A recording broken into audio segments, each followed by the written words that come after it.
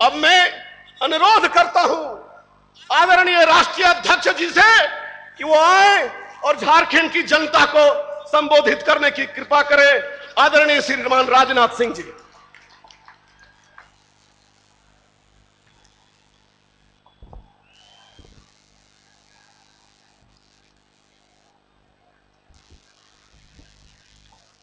Bharatiya Janata party Jharkhand प्रदेश के अध्यक्ष श्री रविंद्र राय और जिन्हें सारा हिंदुस्तान प्रधानमंत्री के रूप में देखना चाहता है, ऐसे आदरणीय नरेंद्र मोदी जी, हमारे झारखंड के पूर्व मुख्यमंत्री श्री अर्जुन मुंडा जी, लोकसभा के उपाध्यक्ष आदरणीय करिया मुंडा जी और भारत सरकार के पूर्व वित्त मंत्री आदरणीय यशवंत सिन्हा जी, यहां के प्रभारी डॉक्टर रमापति राम जी त्रिपाठी, क्षेत्रीय महामंत्री संगठन श्री सौदान सिंह जी, पूर्व प्रदेश अध्यक्ष श्री रघुवर दास जी, श्री पीएन सिंह, दिनेशानंद जी गोस्वामी, श्री यदुनाथ चहल जी, दृश्य जो अपनी आंखों के सामने देख रहा हूं, ऐसा अद्भुत दृश्य मैंने झारखंड में कभी नहीं देखा था जो आज अपनी आंखों के सामने देख रहा हूं।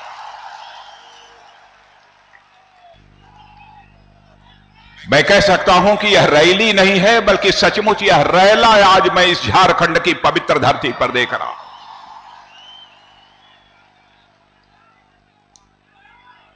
बहनों भाइयों, लंबे समय तक इस झारखंड में मैंने भारतीय जनता पार्टी के प्रभारी के रूप में अपनी भूमिका निभाई है। झारखंड के साथ मेरा बहुत ही गहरा रिश्ता है।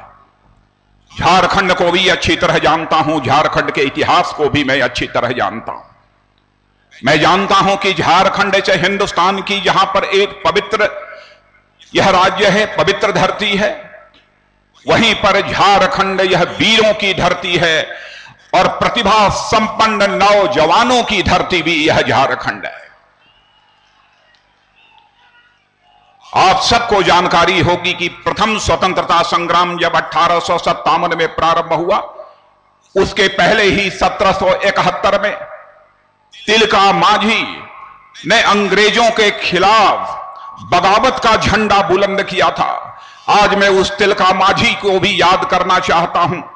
इतना ही नहीं, प्रथम स्वतंत्रता संग्राम के प्रारंभ होने के 2 साल पहले, चाहे वह सिद्धू हो, चाहे कान्हू हो, चाहे चांद हो, चाहे भैरव हो, इन लोगों ने भी अंग्रेजों के खिलाफ विद्रोह करने का काम इसी झारखंड की धरती से किया था। कई ऐसे यहां के सपूतों ने भारत माता के पैरों में पड़ी गुलामी की बेड़ियों को काटने के लिए अपनी शहादत भी देने का काम किया है। चाहे वह उमराव सिंह टिकैत हो, चाहे वह पांडे गणपत राय हो, चाहे वह शेख भिखारी हो, चाहे वह विश्वनाथ सहदेव हो, चाहे वह नीलांकर हो अथवा पीतांबर हो।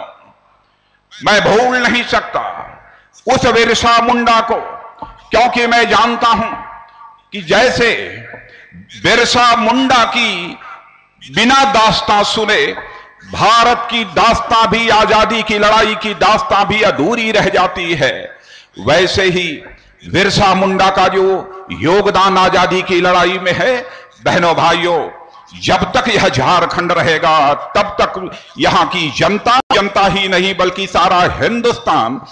महेंद्र धोनी क्रिकेट की कप्तानी जिसके हाथों में रही है, जिसने सारे भारत का मस्तक सारी दुनिया में ऊंचा किया है, उस महेंद्र धोनी को मैं सचमुच आज इस मंच से बधाई देना चाहता हूं। और साथ ही साथ दीपिका कुमारी जो तीरंदाजी की चैंपियन है, उसने भी झारखंड का मस्तक सारे हिंदुस्तान और सारी दुनिया में ऊंचा किया है। मैं उस दीपिका कुमारी को भी यहां पर बधाई देना चाहता हूं। बहनों भाइयों, यही रांची है। इसी रांची के धरती से जब प्रथम प्रधानमंत्री भारत के पंडित जवाहरलाल नेहरू आए थे, तो लोगों ने मांग की थी कि झारखंड अलग राज्य बनना चाहिए। लेकिन उस समय पंडित जवाहरलाल नेहरू ने यह कहा कि यह क्या तमाशा हो रहा है, और उन्होंने कहा कि यह मांग तो हास्यास्पद मांग है। यह कहकर उन्होंने खिल्ली उड़ाने का काम किया था। लेकिन झारखंड की जनता इस हकीकत को बहनों भाइयों भूल नहीं सकती है कि झारखंड की जनता की जो लंबे समय तक मांग थी कि झारखंड अलग राज्य बनना चाहिए, क्योंकि यहां की सामाजिक आर्थिक परिस्थितियां बगल के क्षेत्रों से भिन्न हैं, तो उस झारखंड की मुराद को पूरा करने का काम यदि किसी ने किया तो भारत माता के लाल और हमारे पूर्व प्रधानमंत्री श्रद्धेय अटल बिहारी वाजपेयी ने किया। लेकिन जिस हसरत के साथ अटल जी ने इस झारखंड राज्य का निर्माण किया, बहनों भाइयों, झारखंड राज्य बन जाने के बाद भी वह हमारी हसरत आज पूरी नहीं हो पाई।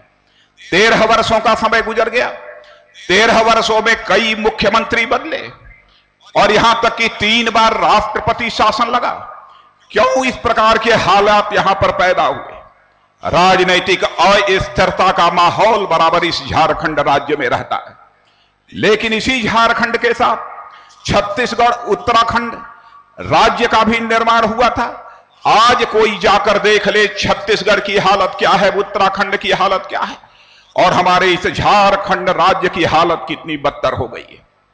गठबंधन की राजनीति का सिलसिला इस झारखंड में प्रारंभ हुआ, जोड़ तोड़ की राजनीति का सिलसिला इस झारखंड में प्रारंभ हुआ। कोई भी राज्य सरकार अपना कार्यकाल पूरा नहीं कर पाई। मैं यह मानता हूं कि जब तक झारखंड में विधानसभा की सीटें नहीं बढ़ाई जाएंगी तब तक झारखंड की राजनीति को अस्थायित्व प्राप्त नहीं हो सकता है।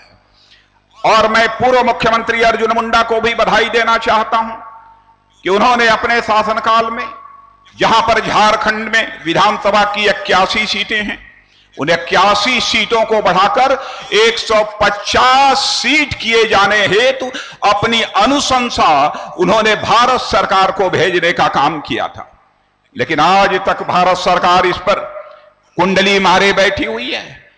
झारखंड के विकास के मोर्चे पर बदहाली को देखते हुए यहां के लोगों ने मांग कर दी कि इसे विशेष दर्जा दिया जाना चाहिए झारखंड राज्य को। लेकिन इस संबंध में भी कांग्रेस नेतृत्व की यूपीए सरकार ने कोई विचार नहीं किया, बल्कि कभी कभी वह झुनझुने पकड़ा देती है यहां के लोगों को। बहनों भाइयों, विकास की बात और विकास का न होने का पूरा आरोप मैं लगाना चाहता हूं तो कांग्रेस नेतृत्व की यूपीए सरकार पर लगाना चाहता हूं, कांग्रेस पार्टी को लगाना चाहता हूं, क्योंकि यही धनबाद है। मुझे याद है यहां का मैं प्रभारी रहा हूं। इंडियन इंस्टीट्यूट ऑफ माइंस जो धनबाद का है, जिसे आईआईटी का दर्जा दिए जाने की मांग यहां का नौजवान कर रहा था, लेकिन कांग्रेस की सरकार ने आज तक इसे आईआईटी का दर्जा नहीं दिया है। इतना ही नहीं, यहां के लोग इलाज के लिए, बीमार होने के बाद इलाज के लिए तड़पते रहते हैं, कहीं कोई अच्छा एक चिकित्सालय मिल जाए। यहां पर Rajendra institute of medical sciences है, उस Rajendra institute of medical sciences को भी जैसे दिल्ली का एम्स है वैसा ही एम्स का दर्जा इसे दिया जाना चाहिए। यह भी मांग यहां की जनता करती रही है, लेकिन उसे पूरा नहीं किया। अटल जी ने राज्य बनाते ही बहनों भाई यहां के विकास की चिंता प्रारंभ कर दी। उन्होंने एक एनटीपीसी के पावर प्लांट का शिलान्यास किया था। मैं यहां की सरकार से और केंद्र की कांग्रेस की सरकार से पूछना चाहता हूं, अटल जी ने हजारीबाग में जिस पावर प्लांट का शिलान्यास किया था, कहां चला गया वह पावर प्लांट? क्यों नहीं आज तक उस पावर प्लांट का निर्माण हो गया? और आज हालात इतने बदतर हो गए। जिस समय सरकार बनी थी 6000 करोड़ रुपए का कर्जा इस झारखंड के ऊपर था, और इस कांग्रेस की सरकारों ने, उनके सह से चलने वाली सरकारों ने इस कर्जे को 34,000 करोड़ रुपए से अधिक पर पहुंचा दिया है बहनों भाई। और झारखंड की 50% से अधिक जनता गरीबी रेखा के नीचे जीवन निर्वाह करने को मजबूर हो गई है। मैं चप्पे चप्पे से परिचित हूं। मैं जानता हूं, चाहे फिराया लाल चौक हो, चाहे वह यहां का जमशेदपुर हो, चाहे वह लातेहार हो, चाहे धनबाद हो, शाम को यहां दुकानदार जनरेटर चलाकर जनरेटर चलाकर अपनी दुकानों में रोशनी पैदा करने का काम करते हैं और अपनी दुकान चलाते हैं। बिजली की किल्लत 13 वर्षों के बाद भी जाकर छत्तीसगढ़ में कोई देख ले। और मैं यहां की सरकार से भी कहना चाहता हूं, यदि आप बिजली नहीं पैदा कर सकते हैं तो हमारा बगल का राज्य छत्तीसगढ़ है, जहां भाजपा की सरकार है, डॉक्टर रमन सिंह जहां के मुख्यमंत्री हैं, 24 घंटे बिजली अपने राज्य को देते हैं। झारखंड के साथ ही वह राज्य बना था। आप जितनी बिजली चाहें, हमारा यह छत्तीसगढ़ राज्य आपको बिजली मुहैया करा सकता है, लेकिन बिजली खरीदने की भी जो कुवत चाहिए वह कुवत इनके अंदर नहीं। भ्रष्टाचारों का बोलबाला है, केवल झारखंड में ही नहीं बल्कि दिल्ली की जो केंद्र की सरकार है वहां भी भ्रष्टाचार का बहनों भाइयों बोलबाला है। कांग्रेस ने बराबर इस झारखंड में हर सरकार को हिलाया है, कमजोर किया है। आज भी यहां पर कांग्रेस और झारखंड मुक्ति मोर्चे की सरकार है। बहनों भाइयों, एक तो चीफ मिनिस्टर है, चीफ मिनिस्टर हो यह बात तो हमारी समझ में आती है, लेकिन कांग्रेस ने एक यहां पर सुपर चीफ मिनिस्टर बनाकर बैठा दिया है, जिसको लेकर यहां की नौकरशाही में, यहां के विधायकों में, यहां के जनता के भी बराबर यह कंफ्यूजन बना रहता है। मंत्रियों की बात सचिव नहीं सुनते हैं, यह भी शिकायत मिलती है।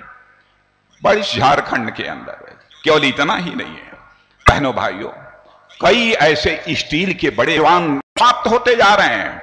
उद्योग रह गया है तो केवल झारखंड की सरकार का तबादला उद्योग यहां पर चलता है और शेष सारे उद्योग यहां पर पूरी तरह से बंद हो गए। बेरोजगारी का संकट भी निरंतर बढ़ता जा रहा है और एक सबसे बड़ी चुनौती है वह नक्सलवाद की है।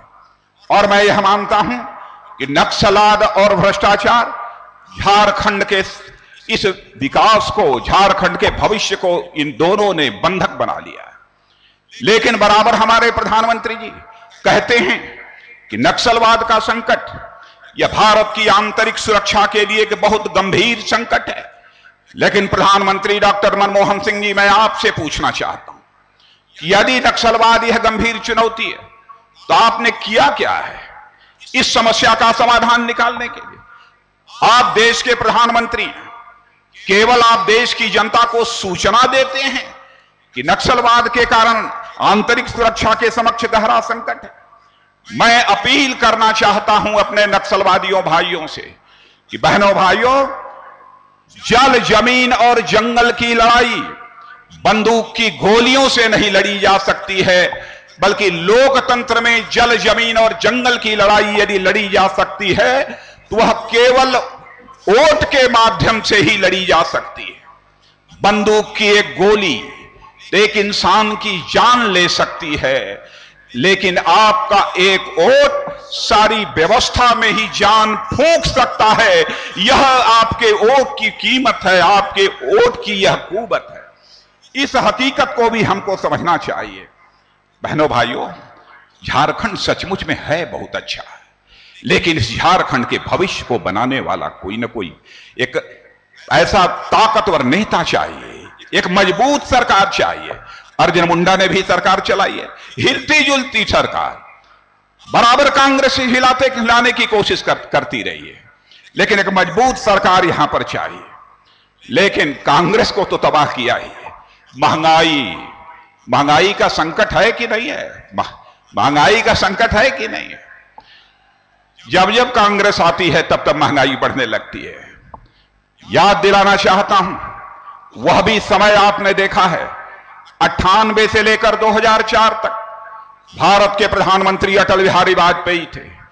कोई मां का लाल इस सच्चाई को नकार नहीं सकता है। आजाद भारत के इतिहास में लगातार 6 वर्षों तक महंगाई को पूरी तरह से बांधे रखने में यदि किसी भारत माता के सपूत ने सफलता प्राप्त की तो उस भारत माता के सपूत का नाम है पंडित अटल बिहारी वाजपेयी, जिन्होंने लगातार 6 वर्षों तक महंगाई बांधे रखने में कामयाबी हासिल। 5 बमों का परीक्षण किया, पोखरण परीक्षण। दुनिया के सारे विकसित देशों ने भारत पर आर्थिक प्रतिबंध लगा दिया, फिर भी अटल जी ने महंगाई बढ़ने नहीं दिया। पाकिस्तान के साथ कारगिल का युद्ध हुआ, भारी भरकम धनराशि सरकार के खजाने की खर्च हुई, फिर भी अटल बिहारी वाजपेयी ने महंगाई को नहीं बढ़ने दिया। लेकिन आज सोनिया जी, डॉक्टर मनमोहन सिंह जी, 2009 के चुनाव में आप लोगों ने कहा था कि हम 100 दिनों के अंदर महंगाई रोक देंगे।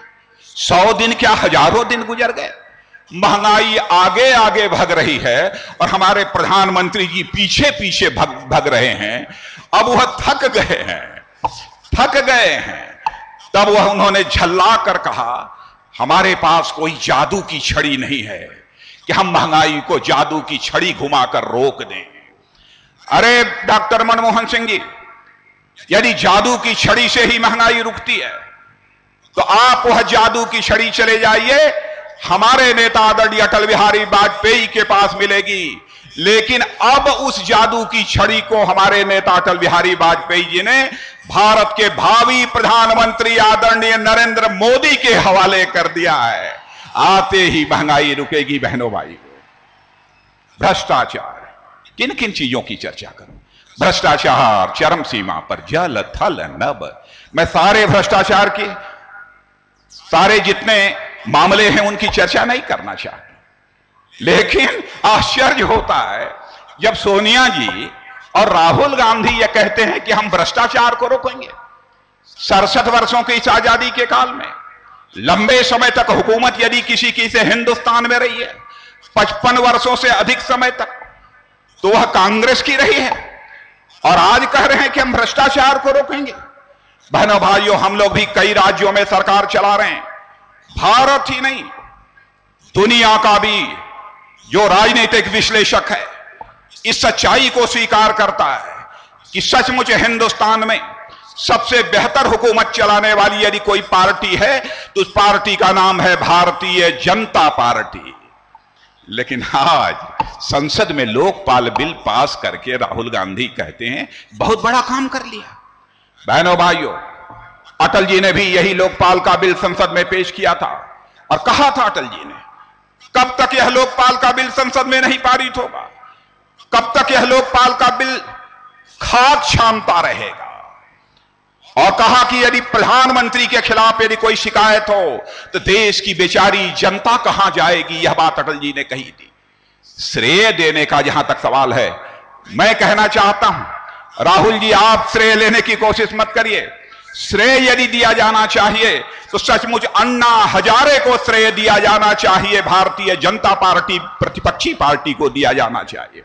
क्या कर रहे हैं बहनों भाइयों? सरकार इतनी लुंज पुंज और इतनी कमजोर हो गई है कि जो पड़ोसी देश चाहे उनकी ओर आंख उठा दे, जो चाहे आंख उठा देता है। छोटे छोटे कुछ लाख जनसंख्या के देश भी आंख उठा देते हैं। पाकिस्तान की सेना आती है और हमारे सेना के जवानों की हत्या करके, सिर धड़ से अलग करके सिर साथ ले जाती है और हत्या करने के बाद भारत के एक सेना के जवान की उसके शरीर को कुचल देती है। और प्रधानमंत्री जी, सोनिया जी, आप लोग चुप्पी साधे बैठे रहते हैं। चीन भारत को घेरने की कोशिश कर रहा है और अमेरिका भारत के एक राजनयिक की बिना आपकी परवाह किए सीधे उसकी गिरफ्तारी कर लेता है। आप लगता है कि जो कुवत किसी हुकूमत में चाहिए अपनी संप्रभुता को कायम रखने की, जो हनक को बनाए रखने की, बहनों भाइयों, वह कुवत यह पूरी तरह से सरकार यह खो चुकी है। मैं तो कहता हूं हस्तक्षेप ज्यादा मत करो। हमारे भारत के सेना के जवानों के हाथों में वह कुवत है।